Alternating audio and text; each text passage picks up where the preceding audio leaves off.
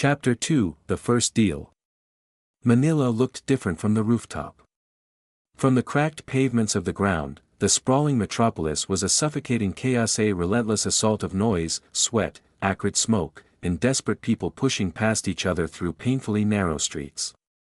But from 20 stories above, the chaotic, violent movement of the city revealed something else.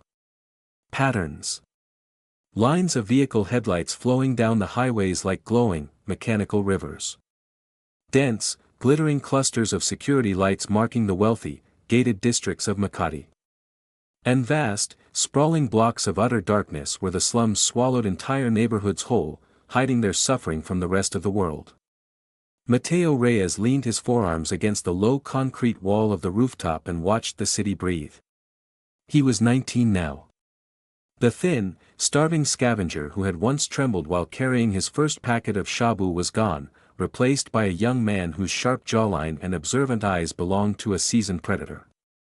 The night wind carried the heavy scent of salt from Manila Bay, mixing with the stench of diesel exhaust and the faint odor of distant garbage fires. Somewhere far behind him, lost in that expanse of darkness, lay Tondo. The same suffocating alleys. The same rusted, sagging roofs.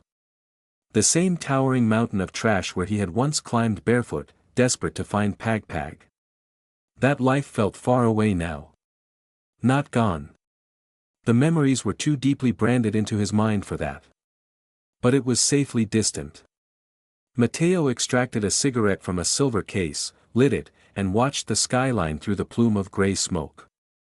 Years earlier, his old gang leader, June, had told him something profound while they sat beside the rusted basketball court in Tondo.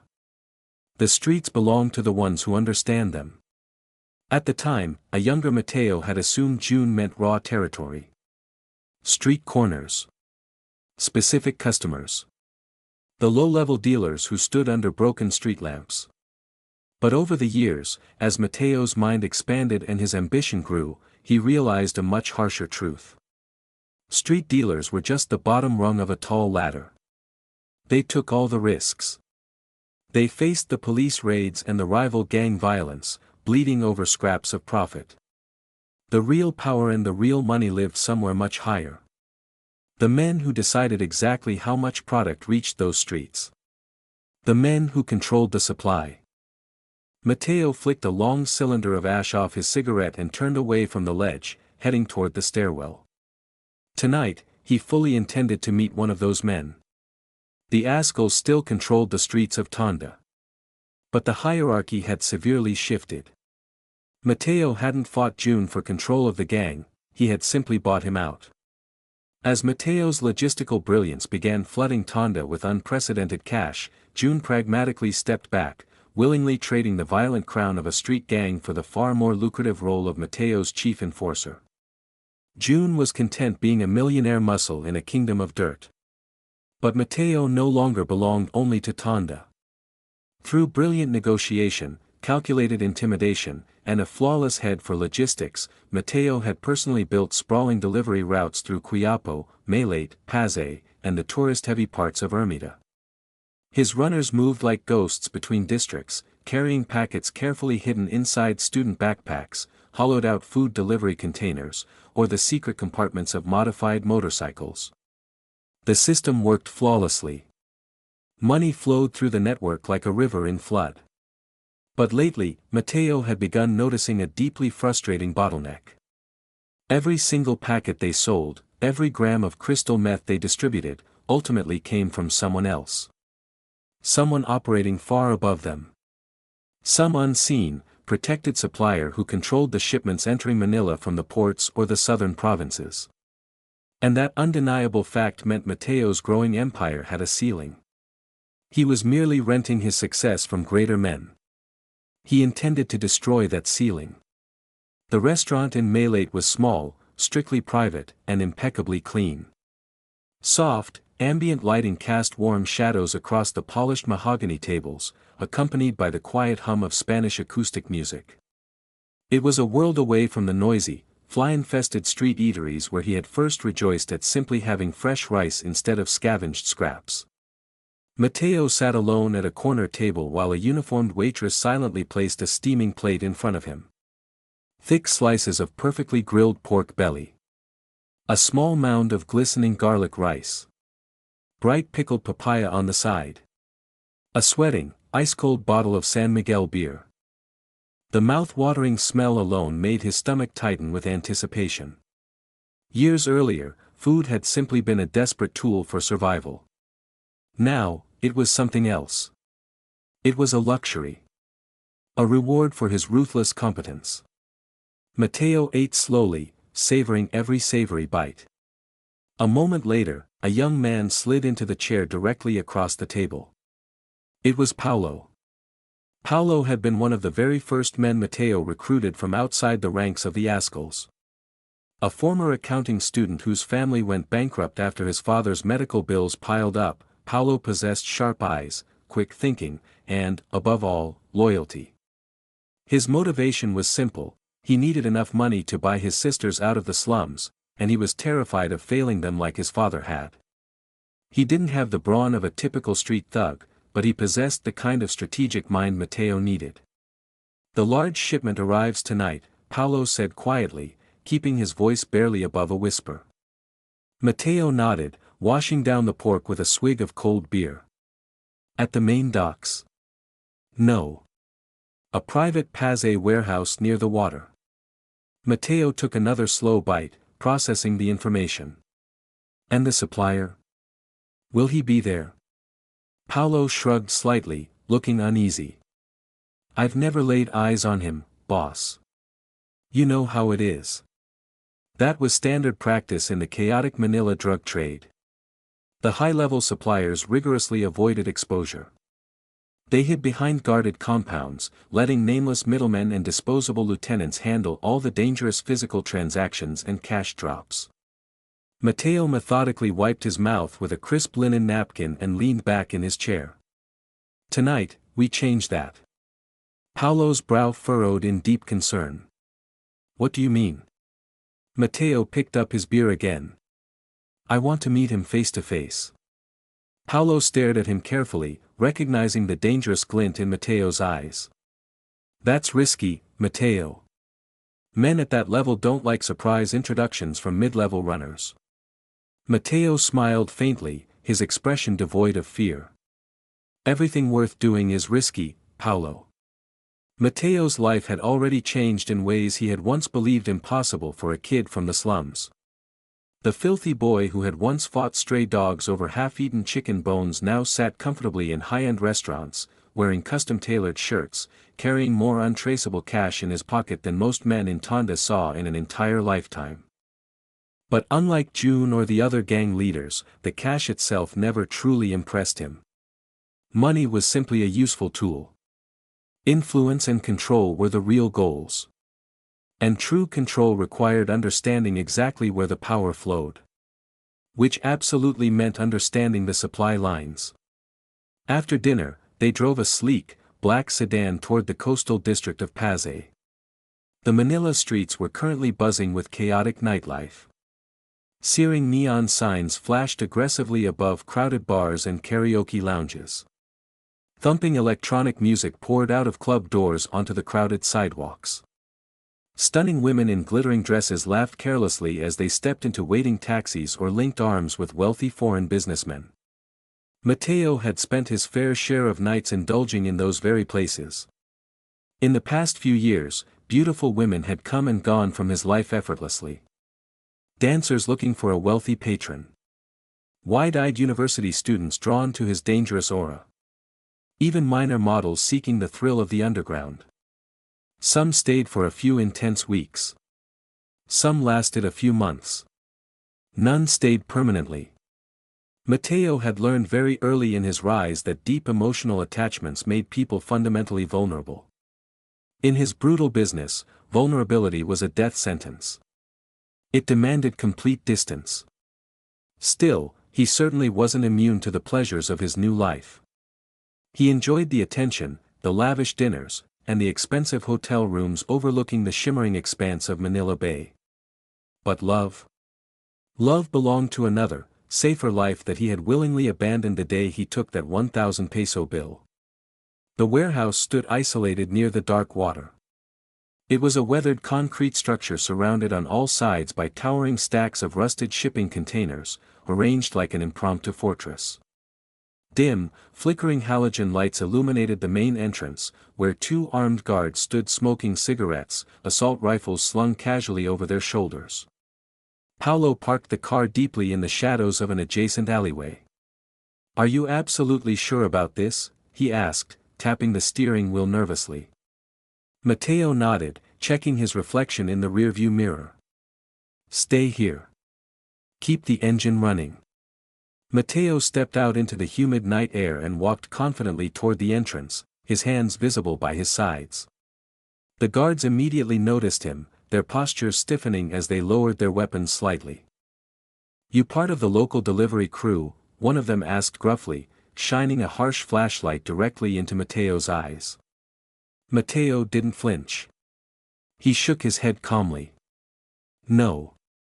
I'm here to speak directly with whoever actually owns the shipment inside." The guards exchanged a deeply skeptical look. Requesting an audience with upper management simply wasn't done. One of the men gestured for him to stay put and disappeared into the dark interior of the warehouse. A tense, agonizing few minutes passed. Mateo simply stood still, listening to the crashing of the waves against the nearby concrete pier. Finally, the guard returned, looking slightly confused. "Come inside. Keep your hands where I can see them." Mateo followed the armed man through the heavy, sliding metal doors. Inside, the oppressive smell of salt water mixed with the sharp, chemical odor of narcotics. Towering stacks of wooden crates formed narrow, maze-like aisles across the vast concrete floor. Several hard-looking men moved rapidly around the perimeter, using crowbars to pry open crates and inspect neatly wrapped packages the size of bricks. At the dead center of the room stood a man in his mid-40s. He had a heavy, imposing build beneath a crisp white linen shirt. A thick, ostentatious gold chain rested against his chest. But it was his sharp, predatory eyes that stood out, the eyes of a man who had spent decades ruthlessly judging threats to his life. "Mateo Reyes," the man said smoothly, his voice carrying easily over the noise of the warehouse. Mateo raised a single, curious eyebrow. "You already know my name." The heavy-set man smiled, a cold expression. "In this particular business, we make it our priority to learn the names of anyone moving volume on our streets." Mateo stepped closer, refusing to be intimidated by the wealth or the armed guards surrounding him. "And what name should I call you?" "Victor Salazar." Mateo committed the name instantly to memory. He had heard whispers of Salazar before. He was a notoriously brutal mid-level supplier who controlled several major incoming shipments smuggled up from the lawless southern provinces. He wasn't the top of the cartel, but he was powerful enough to dictate large, profitable chunks of Manila's street trade. "So, what exactly does a street boss want from me?" Salazar asked, pulling a cigar from his pocket. Mateo glanced around the vast, crate-filled warehouse with hungry eyes. "Opportunity." Salazar let out a loud, booming laugh that echoed off the high ceilings. "You street boys are all exactly the same. You always want opportunity." Mateo ignored the casual insult. "I currently control distribution across 5 major districts. My network is flawless, and my runners never get caught." Salazar snorted dismissively, folding his heavily muscled arms. "So what? Everyone has runners. What's your point, kid?" Mateo met his eyes directly, holding the terrifying gaze. "My point is that I don't want to buy 20 packets at a time from your middlemen anymore." Salazar's mocking smile faded slightly, replaced by dangerous curiosity. "You want to buy whole shipments?" "Yes." The vast warehouse grew eerily quiet. Even the men opening the crates stopped to listen. Salazar lit his cigar, studying the bold 19-year-old carefully through the smoke. "You're young to be asking for that kind of weight." Mateo shrugged casually. "I'm also profitable. Salazar chuckled, a low, rumbling sound. You've got courage, Reyes. I'll give you that. Courage is exactly what built my routes and pushed out my rivals, Mateo replied evenly. Salazar stepped aggressively close, puffing cigar smoke directly into Mateo's face. But raw courage doesn't build international supply chains. Money does. Power does. You're just a kid playing in traffic. Mateo didn't flinch. He didn't respond to the provocation. Salazar turned his back dismissively, waving a hand toward the exit. I'll think about it. Now get out of my sight before I change my mind about letting you leave. The meeting ended with the quiet violence of a slammed door. But as Mateo walked back to Paulo's car, he already knew something vital. Salazar had horribly underestimated him. And in the Manila underworld, that was a mistake that usually proved fatal. Over the next few painstaking weeks, Mateo didn't push for another meeting. Instead, he studied Salazar's entire operation with obsessive, surgical precision. He tracked the delivery routes. He memorized the faces of the drivers. He located the secondary storage warehouses dotted around the city. He looked for the weak points in the armor. The more he learned, the clearer a shocking truth became. Victor Salazar wasn't nearly as powerful or invincible as people believed. His sprawling network depended almost on historical fear and his terrifying reputation. It wasn't built on loyalty. It certainly wasn't built on tactical discipline. Recognizing the cracks, Mateo began meticulously recruiting. It started behind a dingy karaoke bar in Ermita. It was raining heavily when one of Salazar's older delivery drivers, a man named René with a gambling debt, stepped out the back door to have a cigarette. Mateo stepped out from the shadows of the alley, startling the man. Before René could shout, Mateo held out a thick manila envelope. You owe 500,000 pesos to the triad in Binondo, Mateo said calmly over the sound of the rain. René stared at the envelope, his hands trembling. Who are you? Someone who pays better than Victor Salazar, Mateo replied, pressing the rain-splattered envelope into the man's chest. This covers your debt. Next week, another envelope buys your allegiance. All I need in return is the timing of the Pazé shipments. René swallowed hard, gripping the money tightly. If he finds out, he'll kill my family. He won't find out, Mateo promised quietly. Because soon, he won't be around to ask. The 3 a.m. shift change is your blind spot, Mateo told the heavy-set night guard at the Pazé side gate, sliding a thick, uncounted envelope of cash across the hood of a parked car. You take your break, you sit in the cabin, and you don't log the license plates of the green trucks. The guard squeezed the envelope, testing its density. A slow, greedy smile spread across his face. I have terrible eyesight at 3 a.m. Between the compromised guard and another flipped driver, the vital logistics of Salazar's operation bled directly into Mateo's hands. Paulo reviewed the stolen shipment ledgers one evening in a safe house, his eyes widening in alarm. You're planning something, aren't you? Paulo asked, his voice trembling slightly. Mateo nodded, looking at a map of the city. I'm taking his supply routes. Paulo looked up, wiping sweat from his forehead. Taking a supplier's routes? Mateo, that isn't business. That's declaring an all-out war. Mateo smiled slightly, an empty expression. It's only a war if Salazar is still breathing to notice it. But Salazar, despite his arrogance, eventually noticed the disruption. 2 weeks later, the swift and brutal retaliation arrived. One of Mateo's prime Malay delivery routes was violently intercepted. 3 of his youngest runners were cornered in an alley, brutally beaten with steel pipes, and hospitalized. The valuable product was stolen.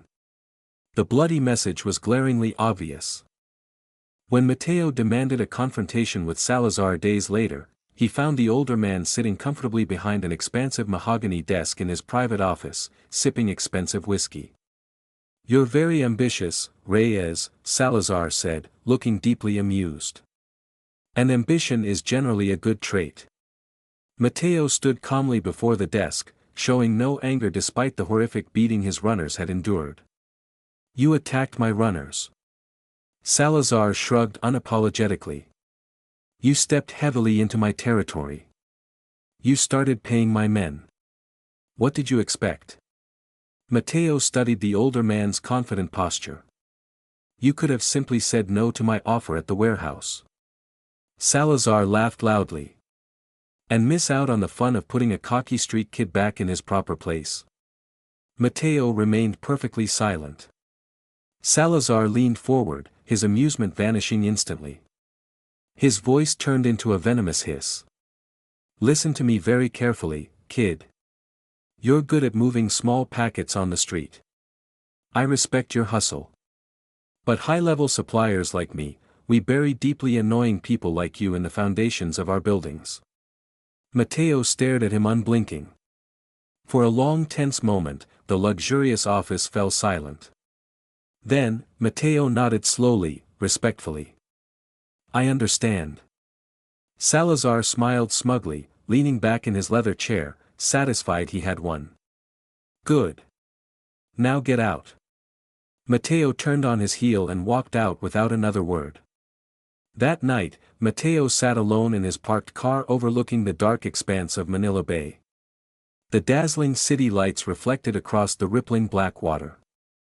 Salazar had made a terminal mistake. The mistake wasn't ordering the robbery. It wasn't even the violent threat in the office. The catastrophic mistake was believing that Mateo Reyes would ever accept artificial limits on his life again. Mateo had spent his childhood digging through rotting garbage just to survive the night. That desperate, harrowing survival had taught him something powerful, a lesson men born into money like Salazar never truly grasped. When an obstacle blocks your path upward, you don't negotiate. You violently remove it. The final warehouse meeting happened exactly 3 nights later. It wasn't a meeting Salazar had agreed to. He thought he was arriving to inspect a high-value, delayed shipment from the south. Salazar stepped out of his armored SUV, flanked by 4 of his most armed personal bodyguards, and strode confidently into the loading bay. Mateo stepped out from the shadows of a towering stack of wooden crates, barring their path, his face unreadable. Salazar stopped, a cruel smirk spreading across his face. You really are stupid, Reyes. You came here to ambush me alone. Salazar gestured lazily to his guards. Kill him. None of the guards raised their weapons at Mateo. Instead, all 4 men simultaneously unholstered their sidearms and leveled them directly at Salazar's head. Salazar froze, the blood instantly draining from his face as the terrifying reality of his vulnerability set in.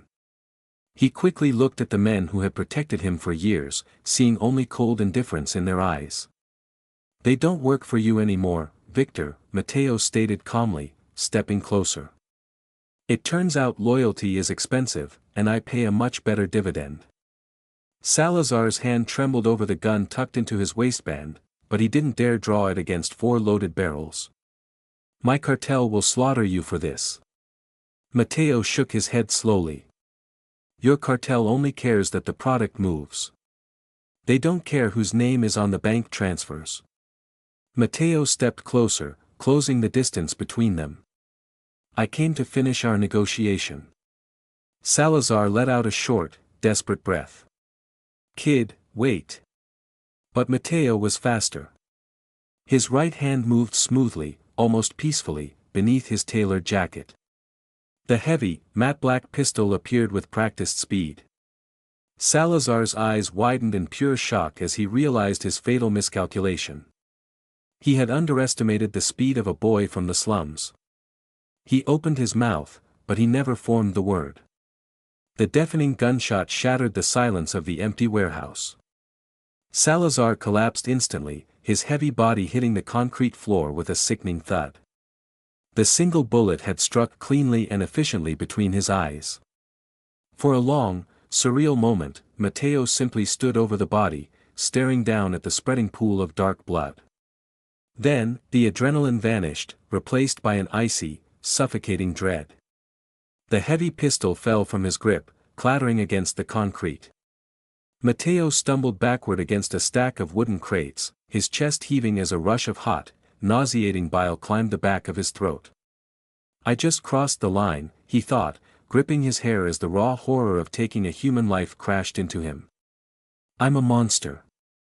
He knelt beside the body, mechanically patting down Salazar's pockets. He found the heavy ring of warehouse keys, the encrypted cell phone, and the leather-bound ledger. It was everything he needed. He grabbed them and ran. But escaping the warehouse wasn't the end of it.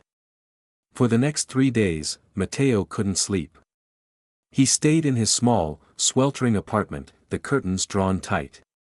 Every time he closed his eyes, he heard the deafening crack of the gunshot. He heard the wet, heavy thud of Salazar's skull hitting the concrete. He found himself standing at the bathroom sink for 20 minutes at a time, scrubbing his hands with harsh lye soap until the skin was raw and cracked. He was obsessively washing away blood that wasn't physically there. He jumped at the sound of stray dogs barking outside, fully expecting the police or cartel assassins to kick his door in. The guilt threatened to unravel him. On the 4th night, he drove out to the bay and parked alone, staring at the pitch-black water. He waited for the fear to consume him. But, it didn't. Instead, his encrypted phone buzzed. It was a secure text from Paulo at the docks. Shipment diverted. Payment cleared. They think Salazar skipped town. We have the keys to the kingdom, boss. Mateo stared at the screen. He hadn't been arrested. He hadn't been killed. The cartel didn't care about Salazar, they only cared that the money was flowing. He looked down at his raw, overwashed hands. He had a choice to make, right here in the dark: let the conscience of a good man tear him apart and return to starving in the slums, or accept the mantle of a killer and rise above it. The guilt began to recede, systematically walled off and replaced by a simple, brutal realization. Mateo stared at his hands on the steering wheel. They were still shaking. Not from fear. From realization. Violence works. Down in Tondo, begging hadn't worked. Working hadn't worked. Being good hadn't worked. But violence? Violence had changed everything in less than a second. Consciously, deliberately, Mateo locked his empathy in a box and threw away the key. Mateo started the car and drove slowly past the borders of Tondo. The familiar mountain of trash stood silent under the pale moonlight. Even now, tiny silhouettes of desperate scavengers were climbing its treacherous slopes. Just like he once had. He put the sleek car into gear. The hunger of that past life still pulsed in his veins, but looking at the mountain of garbage now, he felt nothing but a dark, chilling clarity. They made him a monster, and he would use those teeth to eat the world.